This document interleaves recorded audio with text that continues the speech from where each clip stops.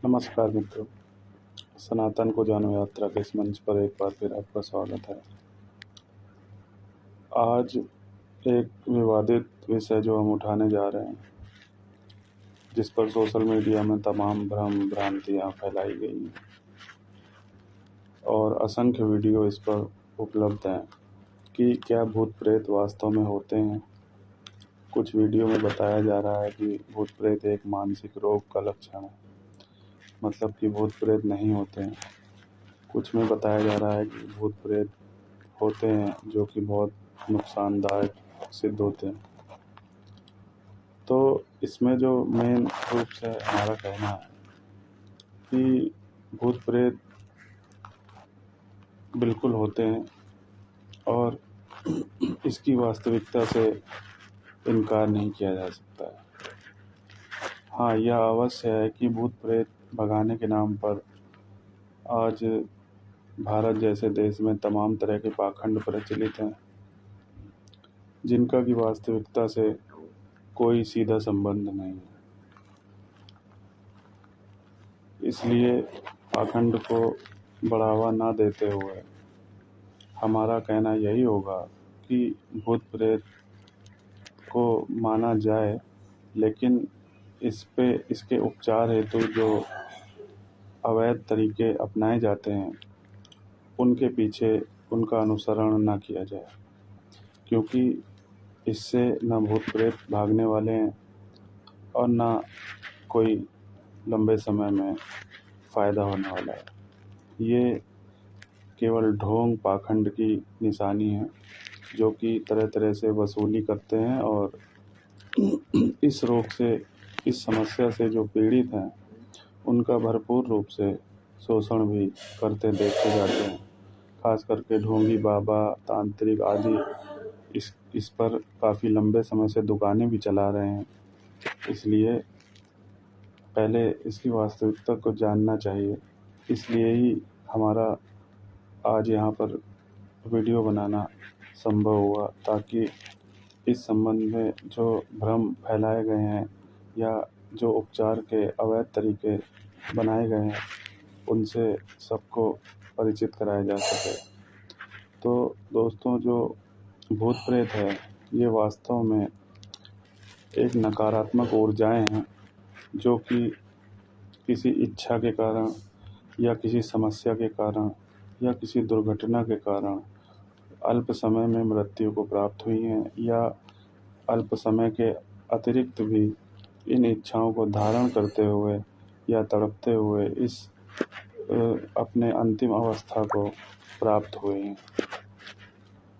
तो इससे होता यह है कि यह अपने निचले स्तरों पर, जो कि धरती का निचला स्तर है, वहाँ पर विद्यमान रहते हैं जब तक कि इनका मुक्ति का समय निश्चित नहीं होता।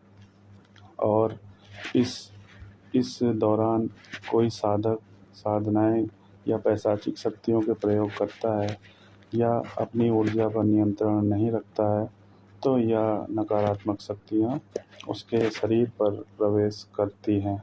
यह बिल्कुल सत्य बात है और यह काफ़ी लंबे समय से होता आ रहा है, इसलिए इस पर कोई भी संदेह नहीं है।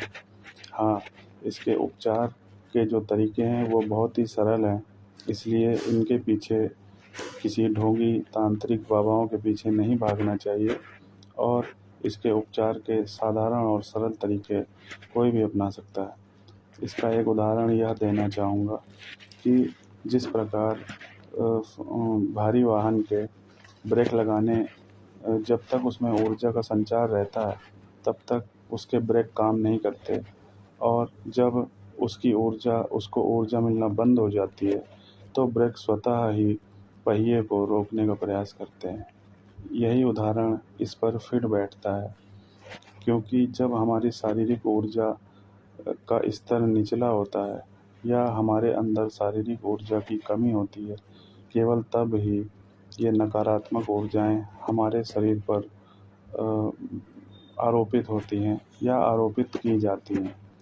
99% मामले इन नकारात्मक शक्तियों के आरोपित किए जाने से संबंधित होते हैं, जिसमें कि कोई घर का ही या परिवार का सदस्य इन ऐसे मामलों में प्रत्यक्ष भूमिका में देखे जाते हैं।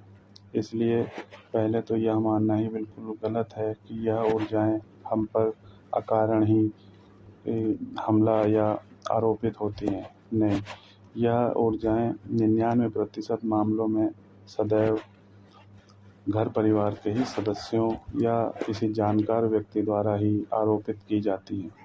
दूसरी बात, जो 1% मामले ऐसे हैं जिनमें अल्पायु या शारीरिक ऊर्जा की हानि होती है, केवल उनमें यह मानना चाहिए कि ऐसी ऊर्जाएं स्वतः आरोपित हुई हैं, न कि इनमें किसी घर परिवारीजन का हाथ होता है।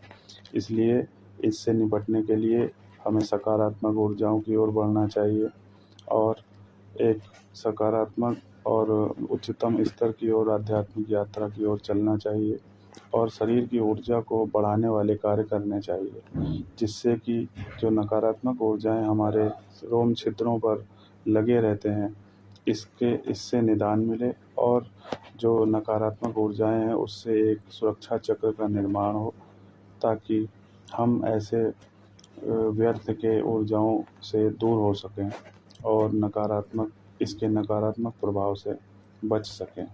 इसलिए जिस किसी को भी ऐसी समस्याएं हों, वो यह ना माने कि ऐसा बिल्कुल नहीं होता है।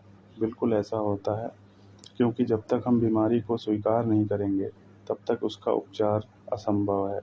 इसी प्रकार आधुनिक चिकित्सा जगत इस मामले में थोड़ा कमतर साबित होता है और यह देखा जाता है कि मानसिक रोग, जो कि नकारात्मक ऊर्जाओं का 100% आधार होता है, में आधुनिक चिकित्सा जगत कोई ज़्यादा सफलता अर्जित करते हुए नहीं देखा गया है, न कभी देखा जाएगा।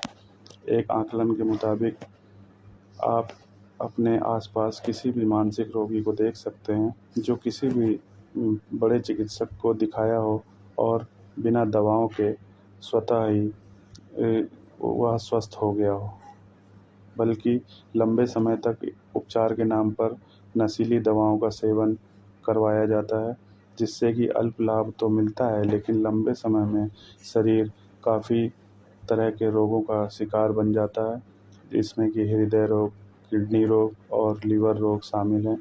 इसलिए हर समस्या का समाधान एक ही तरीके से होगा, यह भी बिल्कुल उचित नहीं है।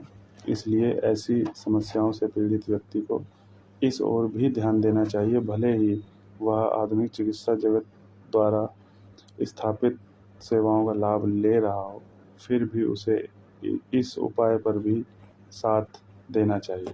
इससे कि लंबे समय में बीमारी का पूर्णतया उपचार संभव होगा और काफ़ी चुनौतियों से बचने का प्रयास भी सफल होगा। इसलिए ऐसी नकारात्मक ऊर्जाओं से न डरने की ज़रूरत है, न इनके लिए किसी ढोंग और पाखंड को अपनाने की ज़रूरत है, बल्कि जो साधारण उपाय इस वीडियो में पूर्व में बताए गए हैं, उनका पालन करके कोई भी किसी भी तरह की नकारात्मक शक्तियों या ऊर्जाओं से पार पा सकता है। अगले किसी और वीडियो में किसी और विवादित विषय को लेकर उसकी वास्तविकता जानने का प्रयास करेंगे। तब तक के लिए धन्यवाद।